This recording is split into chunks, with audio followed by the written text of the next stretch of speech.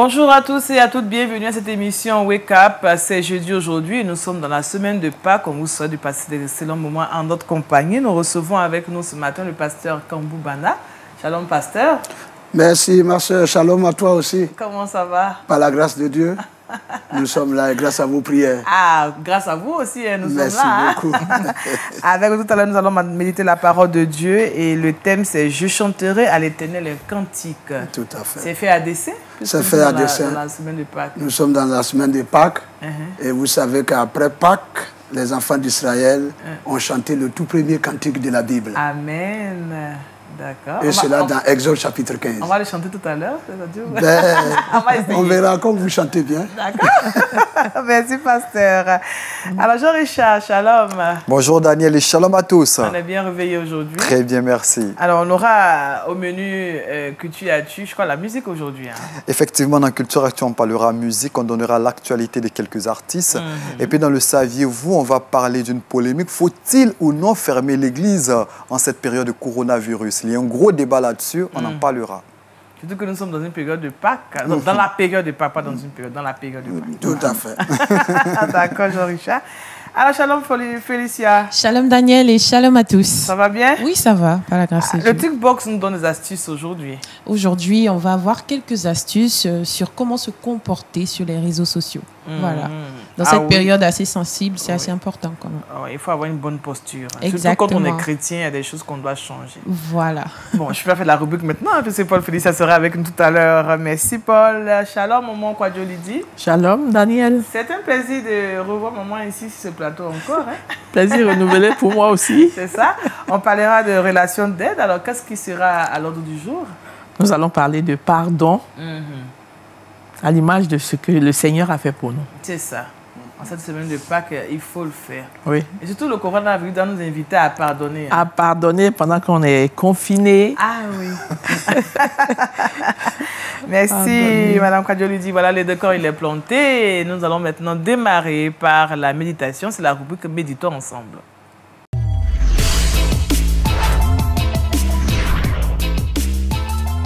Je chanterai à l'Éternel un cantique tiré d'Exode chapitre 15, verset 1.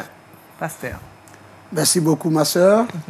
Et recevez aussi les bénédictions du Seigneur. Amen. Et tous ceux qui nous écoutent et qui prennent plaisir à suivre votre émission, ou j'allais dire vos émissions, que la grâce de Dieu soit sur leur vie. Amen. Et en cette semaine de Pâques, que la grâce de Dieu également soit le partage des uns et des autres. Exode chapitre 15, verset 1 à 2, il est écrit: Alors Moïse et les enfants d'Israël chantèrent ce cantique à l'Éternel, et il dit: Je chanterai à l'Éternel, car il a fait éclater sa gloire. Nous pouvons, j'allais dire, lire les 18 premiers versets, et je recommande cette lecture aux uns et aux autres à domicile ce matin ou ce jour, avant de vaquer à toute autre occupation. Alors, ce cantique est le tout premier cantique que nous rencontrons dans la Bible, surtout après le séjour des Hébreux en Égypte.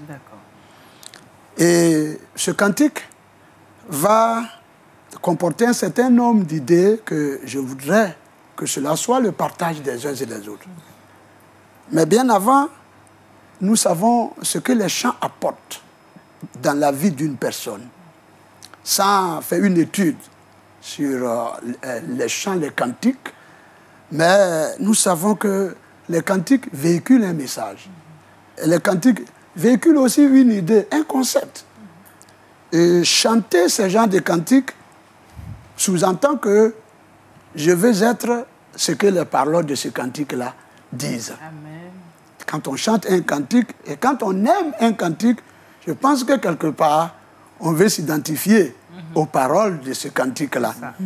C'est pourquoi le chrétien ne chante pas n'importe quel chant. Non. Et il y a des concepts que des chants véhiculent. Et je ne veux pas que cela soit nommé dans ma vie. Mais ce cantique de Moïse véhicule, et Myriam véhicule un message important.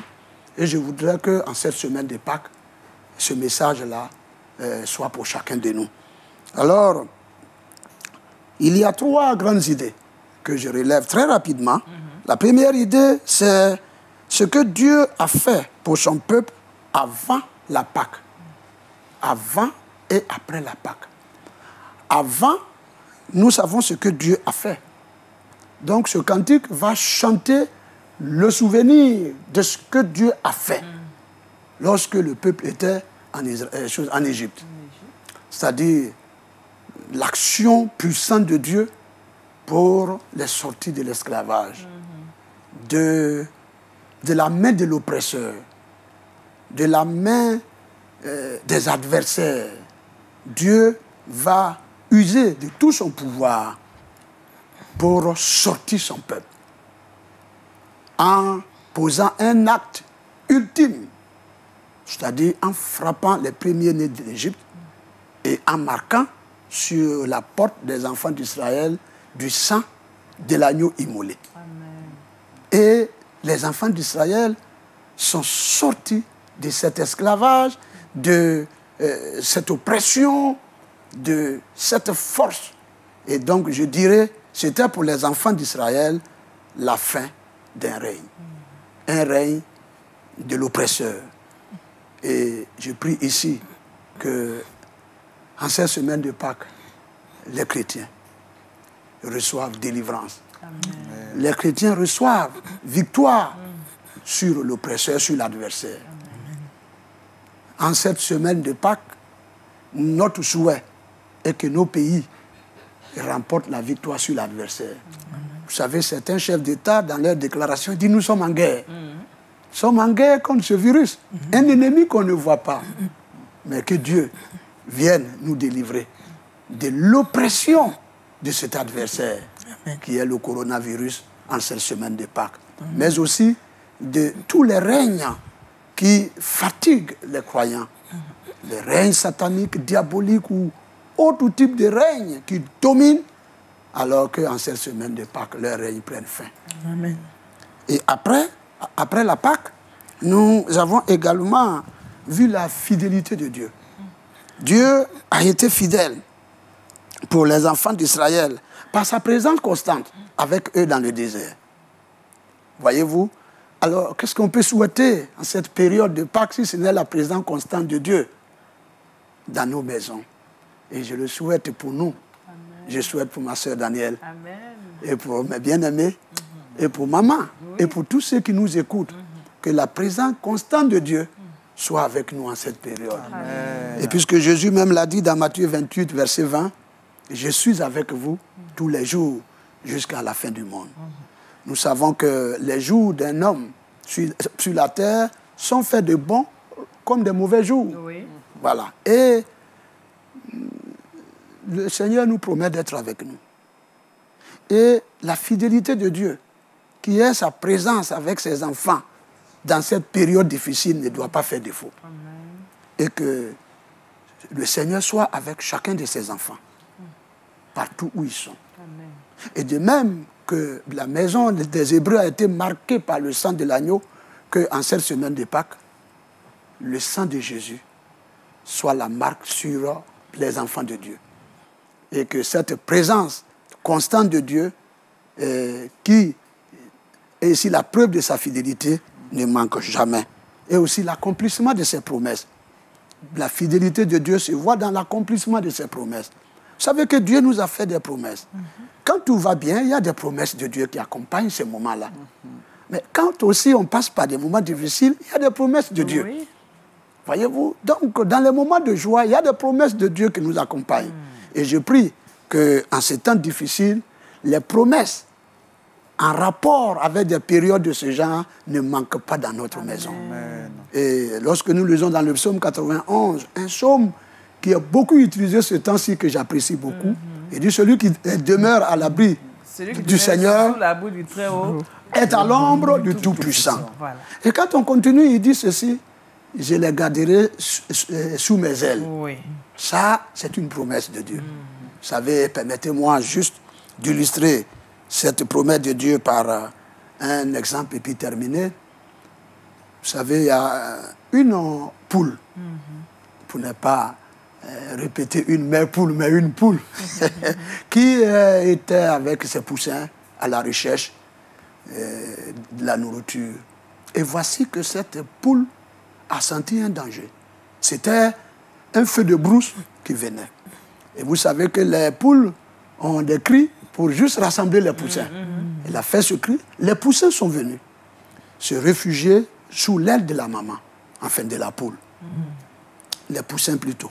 Et voici que la flamme est passée sur la maman, enfin, sous la poule. Et elle n'a pas supporté la chaleur. Ses ailes ont été brûlées et la chaleur l'a emportée. Elle est morte. Et quelque temps après, quelqu'un passait, il a vu la poule morte et il a tapé avec sa machette. Et les poussins sont sortis vivants. Amen. Aucun poussin n'est mort. Mais la mère, la poule mère est morte. Je crois qu'en cette période de Pâques, qu'est-ce que nous pouvons dire si ce n'est que le Christ sacrifié pour nous. Jésus a donné sa vie pour nous protéger. En cette période de Pâques, que le sacrifice de Jésus-Christ, de même que le sacrifice de l'agneau a été la protection des Hébreux, eh bien, en cette période de Pâques, que le sacrifice de Jésus-Christ soit une protection pour chacun de nous. Amen. Et que ces promesses s'accomplissent pour nous. Et que la promesse de nous protéger, la promesse de nous couvrir sous ses ailes, la promesse de veiller sur nous, nous accompagne. Et il est dit dans Jean chapitre 10, le verset 9, Jésus a dit, je suis la porte. Amen. Il dit, celui qui vient à moi sera sauvé. Mais il dit, il entrera et il sortira. Vous voyez, c'est ici une promesse. En cette période, je crois que sortir et entrer en bonne santé, c'est le souhait de chacun. Alléluia. Et je prie qu'en cette période de Pâques, que Dieu guide nos sorties dans les supermarchés, au marché, dans les visites, dans les lieux où nous sommes obligés de partir, que le Seigneur aille avec nous. Et il dit, tu entreras. Et que le Seigneur nous ramène sans que nous ne soyons atteints par un virus quelconque. Et les enfants d'Israël, dans ce cantique, donc, ont révélé ces choses et qu'en cette période de Pâques, notre souhait en tant que serviteur de Dieu, que ces choses-là soient le partage des enfants de Dieu. Amen. Et que également, nous puissions être reconnaissants, enfin, pour tous ces bienfaits. Dieu vous bénisse. Amen. Et que Dieu nous garde en cette semaine de Pâques.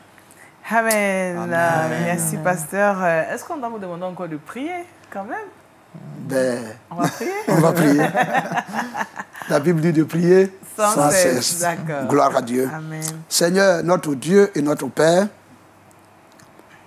voici ces temps difficiles. Mais merci parce que le peuple hébreu avait connu ces choses. Et Moïse et Myriam l'ont exprimé dans ce cantique. Et pour nous, chanter un cantique de ce genre, c'est de dire, nous voulons que ces paroles soient des paroles pour nous. Nous voulons dire, nous voulons nous identifier à ces paroles. Seigneur, nous te prions que la délivrance soit apportée. Nous te prions que le règne de l'oppresseur, l'adversaire, prenne fin, notre Dieu. Seigneur, voici tes enfants en ce jour qui sortent. Je ne sais pas la situation des uns et des autres, mais un règne, Père, de l'oppresseur pesant, un règne difficile, je prie que ce règne prenne fin et que toi, tu règnes à la place, parce que Christ est mort, enseveli et ressuscité pour un nouveau règne, un règne léger. Oui, Seigneur, merci de ce que tu le fais. Aussi, tu nous as fait des promesses. Et je prie que ces promesses soient vraies pour ton peuple qui sort et qui entre. Seigneur, garde-nous sous tes ailes protectrices afin que rien, Seigneur, ne puisse atteindre tes enfants. Et qu'à la fin de ce temps difficile, nous puissions tous ensemble dans ta maison, chez nous, en famille, Seigneur, en petits groupes ou partout, célébrer que le nom de l'Éternel est une tour forte. Père, à toi seul soit la gloire. Merci pour tous ceux qui ont écouté et qui sortent en ce jour. Accompagne et ramène les uns et les autres selon ta promesse, au nom de Jésus-Christ. Amen. Amen. Merci à vous, Pasteur Kambou Bana, pour cette prière et aussi pour ce cantique qu'on peut voir dans Exode chapitre 15, verset 1 jusqu'au verset 18. Jusqu'au verset 18. D'accord. Je chanterai à l'Éternel un cantique, nous devons le faire. Merci beaucoup, Pasteur. Merci. Nous allons maintenant nous intéresser à l'actualité culturelle. C'est avec Jean-Richard, Culture Actu.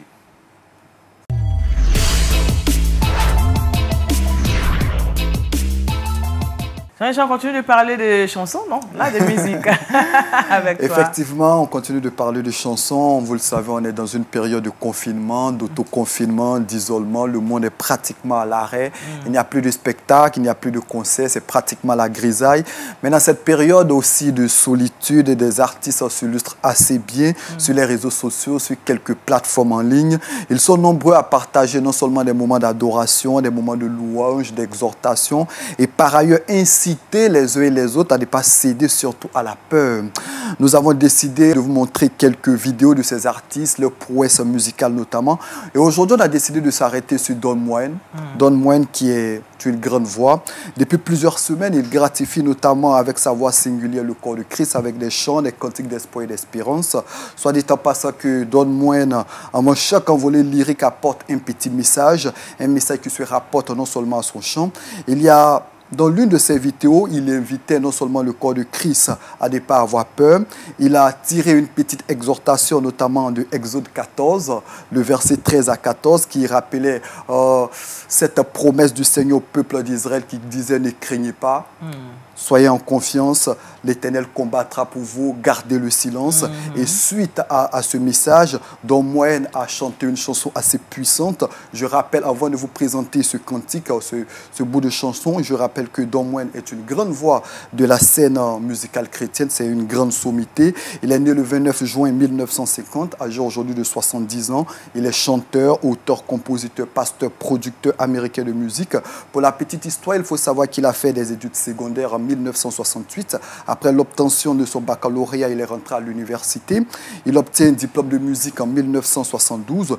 Il travaille pendant plus de 20 ans pour un label qu'on appelle Integrity, qui était considéré dans les années 80 d'ailleurs comme l'une des plus grosses institutions de production de musique chrétienne. Il a contribué notamment à la construction de carrières de grandes voix de la scène musicale internationale. Il organise d'ailleurs plusieurs séminaires en Afrique, en Occident, en Philippines, en Asie, pour apporter son savoir-faire à plusieurs personnes. On l'a reçu, on se rappelle, il y a de cela quelques temps ici, même dans les locaux de Lumière du Monde Télévision. C'est vrai qu'il a quitté Integrity Music en 2007, mais n'empêche qu'il continue à porter de sa qualité et de son aura au monde. Je le disais, il y a quelques temps, il a sorti cette belle œuvre, ce beau cantique pour réconforter tant soit peu le corps de Christ. Aujourd'hui, j'ai décidé de vous proposer sa voix thérapeutique et cette belle chanson. On regarde ensemble. Say to those who are fearful hearted, do not be afraid. The Lord your God is strong with his mighty arms when you call on his name. He will come and save, and he will come and save you. He will come and save you. Say to the weary one, your God will surely come, and he will come and save you. He will come and save. He will come and save you. Lift up your eyes to him. You will arise again, and he will come and save you.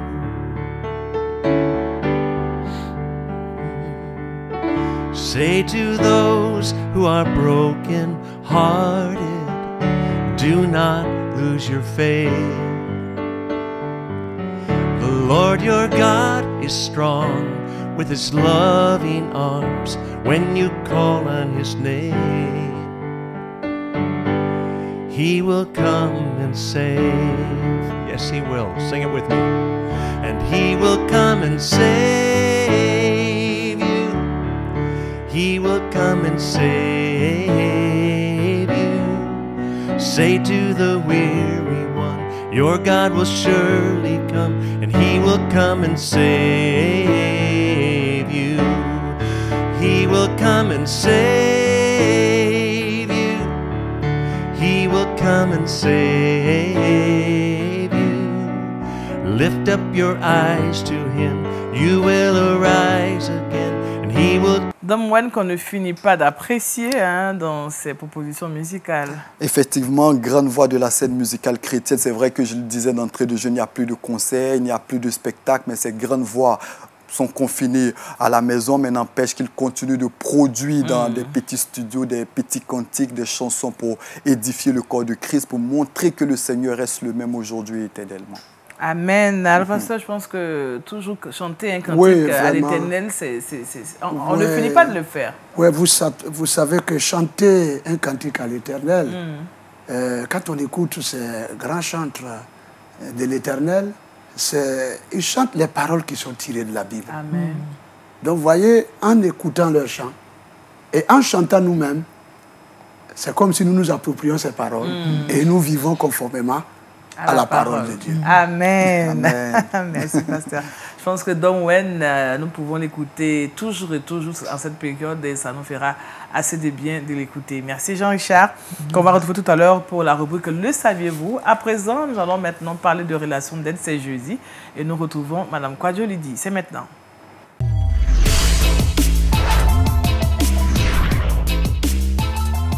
Le thème, le pardon. Oui.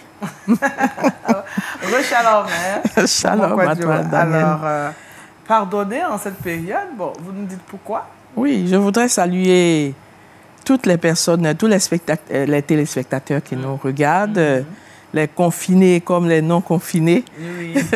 Salut à chacun et que Dieu soit avec nous, ce Dieu tout-puissant, cet éternel, notre Dieu, à qui appartiennent les cieux et la terre. Amen. Et tout ce qu'elle renferme. Il est le Dieu des dieux, le Seigneur des seigneurs, le Dieu grand, le Dieu fort, le Dieu redoutable qui est en train de se manifester au travers de tout ce qui se passe. Nous le bénissons parce que nous croyons en lui. Nous avons confiance en lui. Amen. Que la gloire lui revienne. Amen. Au bout de ce chemin. Alors, dans ce confinement pour chacun, nous sommes en train d'aller allègrement vers la Pâque. Et nous croyons, pour la plupart d'entre nous, que ce n'est pas un hasard, les choses qui sont en train de se passer. C'est ça. Les chrétiens savent que ce n'est pas un hasard. Ce sont des choses qui avaient été annoncées et qui sont en train d'arriver. Et donc, nous sommes, enfants de Dieu, en train de nous préparer. N'est-ce pas? Alors, pourquoi parler de pardon? C'est un thème, n'est-ce pas, très connu. C'est ça. Mais quel est le problème avec ce thème? Moi, j'aimerais bien que quelqu'un me dise. Non, nous sommes dans la période de Pâques, donc Oui. il faut se réconcilier avant d'aller célébrer, d'aller manger la Pâques. C'est ça. N'est-ce pas, pasteur? Mais est-ce que c'est facile? Et puis aussi répondre à maman que pourquoi cela? Parce qu'on le dit beaucoup, mais pas toujours pratiqué. C'est ça. Exactement. On pratique Pasteur. Très peu. La pratique est difficile. C'est Qu'est-ce qui difficile. rend C'est ça. la pratique de ce thème, du pardon, difficile? Oui, oui. Qu'est-ce qui rend la pratique difficile? Bon, là, vraiment. Pasteur, est-ce qu'on peut reprendre Encore le pasteur. C'est le cœur de l'homme. Vous savez, c'est le cœur de l'homme. Le cœur de C'est l'homme. le cœur de l'homme.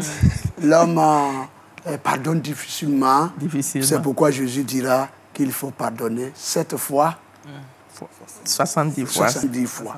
Il Exactement. faut multiplier et c'est beaucoup. Voilà. L'homme trouve que régler un problème grave par un simple pardon, non, c'est trop facile. C'est comme si on lui... C'est-à-dire, on le blessait, on lui faisait encore un peu plus de mal. C'est ça. Je me souviens quand j'étais jeune, j'étais en tout cas toute petite, avec mes frères, chaque fois qu'il y avait un conflit, un différend des enfants, et qu'on réglait, si moi j'avais raison, et qu'à la fin, papa réglait qu'il disait que, bon, toi tu as raison, tu vas pardonner. Waouh, c'est les pleurs. C'est là que mes pleurs commençaient. Parce que je trouvais que, non mais c'est injuste. C'est à moi qu'on a fait le mal et c'est moi qui dois... Oui, encore faire quelque chose. On trouvait que c'était injuste, comme si on t'arrache quelque chose. Mais quand notre Dieu n'est pas injuste, quand il nous demande de pardonner, il n'est pas injuste et il a donné ce grand modèle que nous sommes en train de vivre dans la passion et jusqu'à la croix. Au travers de Jésus-Christ, il a donné ce grand modèle. Et pour comprendre bien le pardon biblique, il faut voir déjà ce que ça n'est pas. Oui. Le pardon, selon la Bible, ce n'est pas dire ou voir que quelque chose n'est pas grave. Donc, on pardonne. Parce que c'est pas grave, non? Ah non, c'est pas grave, donc je te pardonne. Voilà, non. Okay. Le péché est très grave aux yeux de Dieu. Il sera grave aujourd'hui, demain et toujours. Et pour montrer la gravité du péché, Dieu, pour nous pardonner, a dû payer un prix. A dû faire payer un prix que nous sommes en train de contempler en ce moment de Pâques, en ces jours de Pâques. C'est ça. Jésus-Christ a payé le prix fort de sa vie. Le sacrifice de Jésus a fait de lui une victime, mais a fait de lui péché. Il est devenu péché. Et nous savons que c'est la raison pour laquelle Dieu s'est détourné de lui quand il était sur la croix. Quand il criait, qu'il pleurait, « Mon Dieu, pourquoi m'as-tu abandonné ?» N'est-ce pas? Ce n'est pas le fait non plus de nier nos sentiments de colère. Les blessures apportent beaucoup de douleur. Ou de dire simplement, non, bon, j'ai oublié. Je ne me rappelle même plus. Ce n'est pas des preuves de pardon. Ou arrêter de chercher une solution à une question. Ce n'est pas une preuve de pardon. Non, tout ça, ce n'est pas le pardon. Le pardon biblique, comme nous le voyons, comme on l'a vu tout à l'heure, c'est le modèle que Dieu nous a donné en Jésus-Christ. C'est un cadeau immérité qui est fait à quelqu'un, à un offenseur. Un cadeau qu'une personne ne méritait pas. C'est au-delà de ce qu'on peut imaginer. C'est fort. Le pardon biblique, c'est aussi renoncer au droit de se venger.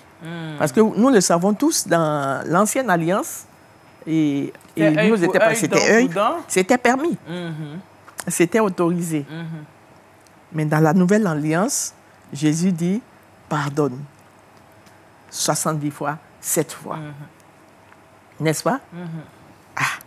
Donc, là, il y a un renoncement au droit qu'on avait de se venger. Il y a un choix qui est fait dans le pardon biblique. Un choix, non pas de juger une personne, de juger un offenseur, mais de faire grâce. C'est ça. Et de ressembler à notre Père qui est dans les cieux. N'est-ce pas? La dernière caractéristique de ce pardon biblique, c'est que c'est quelque chose qui coûte cher. Ça coûte très cher. Ça a coûté cher à Jésus, sa vie. Ça a coûté sa place auprès du Père. Ça lui a coûté de venir sur la terre, au milieu de nous, et de vivre notre humanité. Ça lui a coûté cher. Et c'est ça qui lui a valu d'être assis aujourd'hui à la droite de Dieu. Voilà. C'est quelque chose de coûteux, mais le refus de pardonner est encore plus coûteux. Il est encore plus coûteux. Les gens se retrouvent, même dans des églises, ils préfèrent s'asseoir à tel endroit parce qu'il y a quelqu'un qu'ils ne veulent pas voir de l'autre côté, sur l'autre banc, à gauche ou à droite. dans les foyers, dans les familles, avec les enfants. Il y a des choses qu'on trouve trop graves, qu'on ne peut pas pardonner, ou qu'on refuse de pardonner. Mais Dieu nous demande de pardonner. Oui. Dieu nous demande de pardonner. Dans le livre de Matthieu, nous voyons qu'il est dit, à la fin de tout ce discours, afin que vous ressembliez à vous soyez fils de votre Père qui est dans les cieux. Comment pardonner justement? Parce que là, nous sommes pressés de voilà. Comment trouver la grâce de pardonner? Oui. Comment pardonner? Ah, c'est même une grâce de pardonner. C'est une grâce. Parce que ce n'est pas donné à tout le monde. Justement, on se débat. C'est un thème qui est tellement traité, mais on n'arrive pas à le faire. C'est une grâce de pardonner. C'est pourquoi ce modèle qui nous a été donné, il faut qu'on y fixe les regards. C'est ça. Nous n'avons pas la capacité personnelle de pardonner. Donc, quand nous sommes blessés, touchés en notre fort intérieur, la première chose, c'est de déposer ce fardeau à celui qui est mort pour les péchés, pour les fautes, pour les souffrances. Homme de douleur, d'après Ésaïe 53, habitué à la souffrance. Il a été puni, il a souffert afin que nous soyons guéris. Ça veut dire qu'il faut déposer sur lui nos souffrances. Quand je suis blessé, quelle que soit la blessure, la difficulté, ma première réaction doit être de dire, Seigneur, prends ça, je ne supporte pas. C'est trop fort pour moi. Je ne pourrais pas seul le faire. Et laisser Jésus prendre, mais c'est de nos douleurs qu'il a été frappé. Le châtiment qui nous donne la paix est tombé sur lui, n'est-ce pas? Et ensuite, il y a des situations où quelqu'un viendra nous demander pardon. Plus tard. C'est plus facile, n'est-ce pas?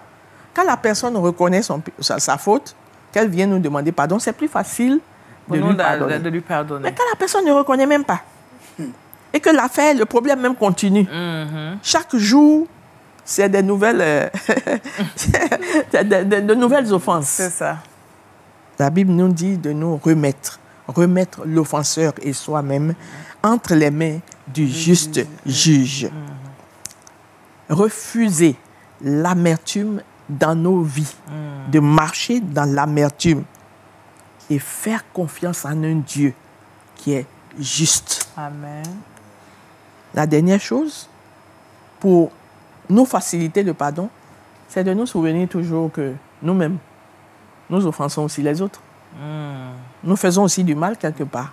Donc nous sommes sans reproche. On a tous besoin. On n'est pas sans reproche. Oui, on n'est pas sans reproche. On a aussi besoin du pardon de quelqu'un. Donc facilitons-nous la tâche. Soyons prompts à accorder le pardon et à pardonner et à changer de position.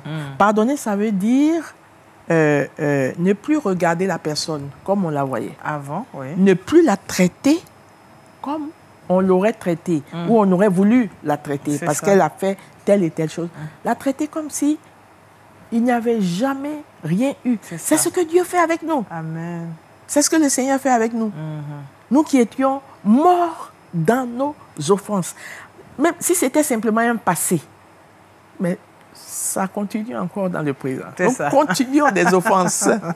Nous continuons des offenses. C'est ça. Alors, nous pouvons chercher, dans cette période de confinement, entrer en nous-mêmes et rechercher la force et la grâce de pardonner. Qu'il n'y ait pas dans nos familles, dans notre cellule restreinte ou élargie, au lieu de travail ou dans notre environnement, des personnes à qui nous n'avons pas encore pardonné. Faisons le vide. Parce qu'en fait, dans toute cette ambiance que nous sommes en train de vivre, nous allons vers la Pâque. C'est ça. Mais nous allons au-delà de la Pâque. Le Seigneur est en train de revenir. Le Seigneur revient bientôt. Il faut qu'il nous trouve dans une bonne posture. C'est ça. Que Dieu nous bénisse. Amen. Pardonnons ces temps vraiment de confinement, hein, comme a dit Maman Kwadjo. Vraiment, je pense que c'est une parole qui nous interpelle à tous. Merci Maman Kwadjo. Pasteur, je pense que je vous ai vu en train d'acquiescer. Oui, c'est-à-dire on apprécie bien l'intervention de maman, surtout que nous sommes à une période de confinement. Je crois que Dieu ne fait rien pour rien, comme on le dit. Ou Dieu ne permet rien pour rien. Vous savez, il y a des gens qui ne voulaient pas voir. Et d'autres personnes, aujourd'hui, vous êtes obligés de vivre ensemble. C'est-à-dire, si monsieur et madame, il n'y a pas de pardon, monsieur trouvait toujours la possibilité de sortir. Mais maintenant, on ne sort plus. On est là, on se regarde. Vous êtes avec votre femme, vous ne lui pardonnez pas, il ne sait pas comment vous allez vivre. Et madame aussi, et les enfants. Donc, c'est vraiment un sujet qui vient à point nommé, et que Dieu nous fasse grâce. Et qu'on résolve aussi beaucoup de problèmes à partir de ce confinement. C'est ça. Merci, pasteur. Merci, Maman Kwadjo Lydie. Le pardon, c'était le thème donc, de cette rubrique Relation d'aide. Maintenant, nous allons retrouver Paul Félicia pour la rubrique Le Trickbox.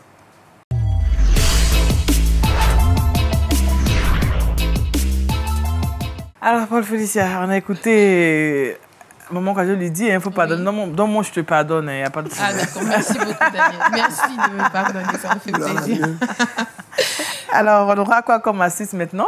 Oui, aujourd'hui, dans le Trickbox, on a décidé de parler des réseaux sociaux. Comme tu le disais dans tes propos liminaires, voici le chrétien, il doit avoir une certaine posture face aux réseaux sociaux. Et surtout dans cette période de confinement, comme on le sait tous, c'est un peu le mot phare actuellement.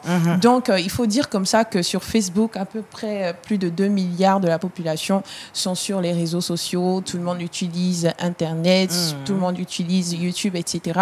Mais actuellement, dans cette période de confinement, c'est encore plus accentué vu que tout le monde est à la maison. Il y a des gens qui n'ont pas d'activité, donc ils sont toujours là-dessus. Je suis venue avec 3 attitudes qu'il faudra adopter dans cette saison. La première des choses, c'est d'éviter de poster des propos incitant à la haine, à la discrimination ou à la peur. Surtout qu'en étant chrétien, on est la lumière du monde et on doit quand même montrer l'exemple. Moi, j'ai vu sur des réseaux sociaux des personnes qui postaient en tout cas des choses pour pouvoir effrayer les autres. Voilà, c'est la fin, etc., etc. Ou bien encore des propos pour pouvoir discriminer une certaine population. C'est à cause d'eux que le coronavirus est arrivé, etc. Ce sont des propos totalement à proscrire et à éviter.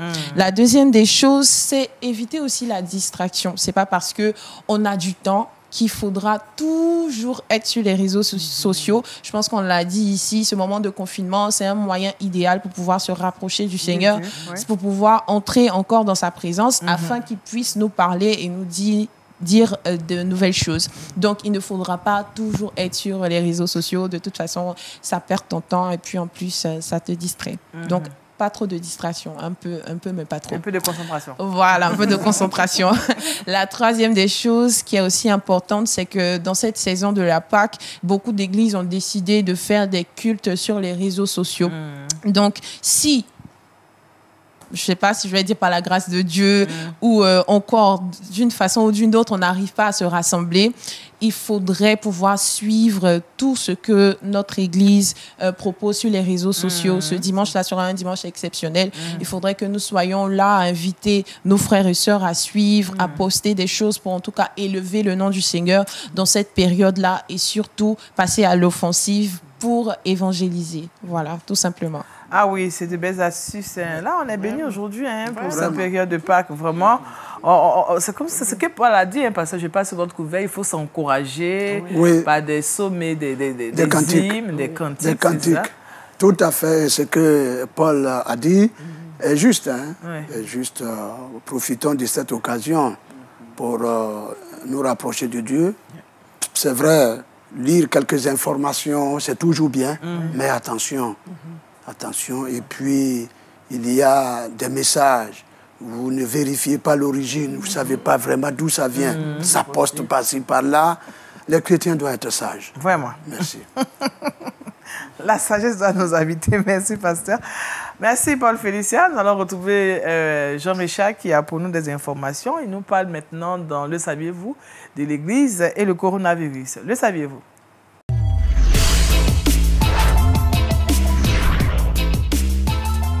Alors Jean Richard. Merci Daniel. La question est la suivante. Faut-il, oui ou non, fermer les églises en cette période? Eh bien, le débat fait l'actualité, que ce soit en Afrique, aux États-Unis, en Amérique du Sud. Il faut préciser qu'un sondage un peu privé d'une institution chrétienne du côté des États-Unis est sorti il y a de cela quelques temps. 67% des églises, des pasteurs ont choisi de fermer leurs églises pour observer la distanciation sociale à la lumière de la pandémie, bien évidemment.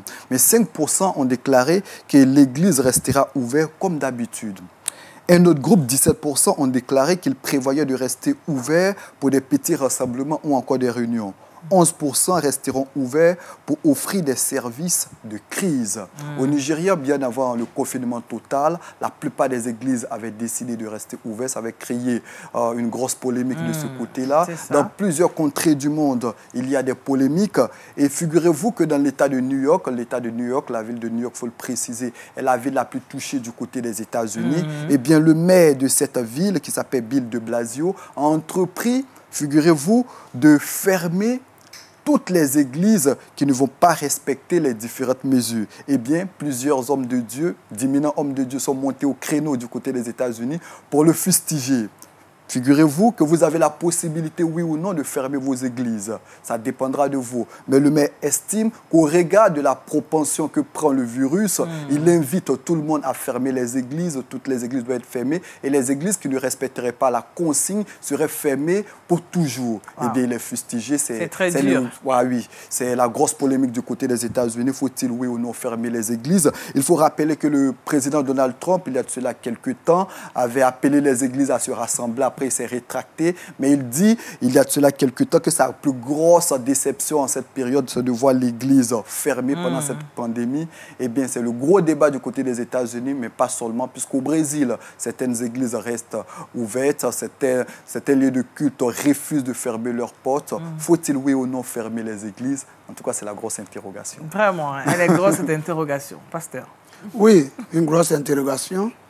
Mais je dirais en deux mots que dans de pareilles circonstances, l'Église est appelée à la sagesse et à la prudence.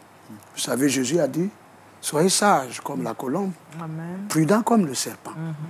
Et quand on approche ce texte, il y a l'idée du comportement. Vous savez, quand on dit à notre enfant, tu n'es pas sage, c'est parce qu'il n'a pas un bon comportement. Voilà, mon fils est sage, hein, c'est parce qu'il se comporte bien. C'est cette idée-là qui ressort là, et je pense que le chrétien est appelé à avoir un comportement en période de crise qui n'aggrave pas la crise. C'est ça. Voilà, qui n'aggrave pas la crise. Donc aussi, fermer les églises pour 2 semaines. Moi, je dis de faire la différence entre la persécution, où on ne veut pas de l'église, et prendre des dispositions en 2 semaines ou en 3 semaines pour que nous puissions sortir d'une situation. Ce n'est pas la même chose. C'est ça. Voilà. Quand les gens veulent fermer les églises parce qu'ils persécutent l'église, ça, nous donnons notre vie pour ça. Mais quand c'est un comportement, se laver les mains, n'est pas saluer, n'est pas faire des accolades. Écoutez, ça c'est la sagesse. C'est la moindre des choses qu'un chrétien doit pratiquer. Maintenant, puisque les positions sont différentes, nous, par exemple, dans notre assemblée, nous nous sommes dit que Jésus a dit, là où sont réunis 2 ou 3, ce n'est pas au milieu d'un grand nombre que Dieu agit. Donc on pense qu'en 2 semaines, si on ne se retrouve pas, mais à 2, à 3 dans les maisons, on peut prier et aider nos autorités à remporter la victoire sur ce que nous vivons. C'est ce que je peux dire. Amen, pasteur. Vraiment, ce matin, nous sommes très, très, très édifiés, enrichis même par la parole de Dieu. Merci, pasteur Bana. Alors, Paul Félix va nous donner le verset boussole qui va nous accompagner au cours de cette journée. Exode chapitre 15, verset 1. Ils dirent, « Je chanterai à l'Éternel car il a fait éclater sa gloire. » Amen. Merci, pasteur Bana, d'être passé encore sur ce plateau. C'est un grand plaisir. On est toujours bien avec vous, en tout cas.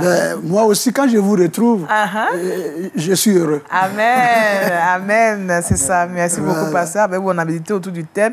Je chanterai à l'Éternel un cantique tiré d'Exode chapitre 15, verset 1. Merci à Mme Kwadjo Lydie avec qui nous avons parlé du pardon en cette période de Pâques. Avant d'aller manger la Pâques, comme on dit le dimanche, nous devons penser à pardonner autour de nous, à ceux qui nous ont fait du tort, et puis accepter aussi de pardonner. Penser à pardonner aux autres et accepter aussi de pardonner. Voilà. Merci, Maman Lydie. Merci à Paul Félicia pour les astuces. Il faut éviter de faire vraiment des choses bizarres sur les réseaux sociaux. Et puis à Jean-Richard qui nous a posé cette grosse interrogation, je pense qu'elle s'adresse également à vous. Le plus important, comme a dit le pasteur, nous devons chercher la face de Dieu, prier, parce qu'à Dieu seul revient la gloire. Alléluia. Soyez bénis. Merci à toute l'équipe qui nous a permis d'être chez vous. En espérant vous retrouver mardi. Nous prions que Dieu vous garde. Demain, vous serez avec Annick de Nokona. Bonne fête de Pâques à tous et à toutes. Au revoir.